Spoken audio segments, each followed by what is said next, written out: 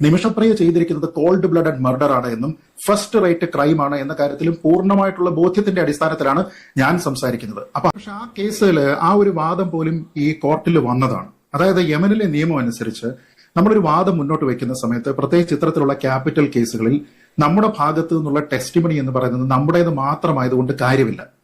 അവിടുത്തെ legal system അനുസരിച്ചതിന് ശേഷം corroborate ചെയ്യുന്ന സ്ട്രോങ്ങർ എവിഡൻസ് ഉണ്ടാകണം ഇത്തരത്തിലുള്ള ക്യാപിറ്റൽ കേസുകളിൽ.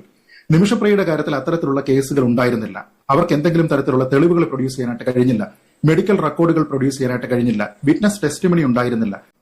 ഒരിക്കലും ആത്മരക്ഷാർത്ഥം ചെയ്യുന്ന ഒരു കുറ്റകൃത്യത്തിൽ നമ്മൾ വളരെ ഇന്റൻഷനൽ ആയിട്ട് ഒരാളിന് ഇപ്പൊ മരുന്ന് ഓവർഡോസ് കൊടുക്കുക, അത് അവരുടെ പ്രവൃത്തിയെ തന്നെ അവർ റിസ്ക് ചെയ്യുകയാണ്. അവരൊരു നേഴ്സാണ്. ഒരു മനുഷ്യനെ സഹായിക്കുന്നതിന്, ജീവൻ രക്ഷിക്കുന്നതിന് വേണ്ടിയിട്ട് തന്റെ സ്കിൽ ഉപയോഗിക്കുക, തന്റെ അറിവ് ഉപയോഗിക്കുക, അതാണ് അവർ ചെയ്യേണ്ടിയിരുന്നത്. പക്ഷെ അവിടെ എത്രത്തോളം മരുന്നാണ് ഒരാളിന് ഫെയ്റ്റലായി മാറാവുന്നത് എന്നതിനെ പറ്റി കൃത്യമായ ബോധ്യമുള്ള ഒരാൾ അത് വലിയ കൂടിയ അളവിൽ ഒരു മനുഷ്യനെ, അതും ഈ ഇഞ്ചക്ഷൻ എടുക്കാനായിട്ട് ഒരുപക്ഷെ വഴങ്ങിയ ഒരു മനുഷ്യനെ അത് ഇഞ്ചക്ട് ചെയ്യുന്നു, മരണം ഉറപ്പിക്കുന്നു. ഇനി എന്തെങ്കിലും തരത്തിൽ അവർക്ക് കുറെ ബുദ്ധിമുട്ടുകൾ അനുഭവിച്ചിരുന്നെങ്കിൽ, നമ്മളിപ്പോൾ പല കഥകൾ കേൾക്കുന്നുണ്ട്, അവരെ പീഡിപ്പിക്കുന്നുണ്ടായിരുന്നു, അവരുടെ പാസ്പോർട്ട് തടഞ്ഞു വെക്കുന്നുണ്ട്, ഇതൊക്കെ സത്യമാണെന്ന് തന്നെ കരുതിക്കോളും. പക്ഷെ അങ്ങനെയാണ് എങ്കിലും അവരുടെ പ്രതിരോധം എന്ന് പറയുന്നത് തുടങ്ങുന്നതും അവസാനിക്കുന്നതും ആ മനുഷ്യന്റെ കൊലപാതകത്തിലാണ്. അതിനുശേഷം ചെയ്തിരിക്കുന്ന പ്രവൃത്തിയാണ് ഇതിൽ ഏറ്റവും ഹീനമായി മാറിയിരിക്കുന്നത്.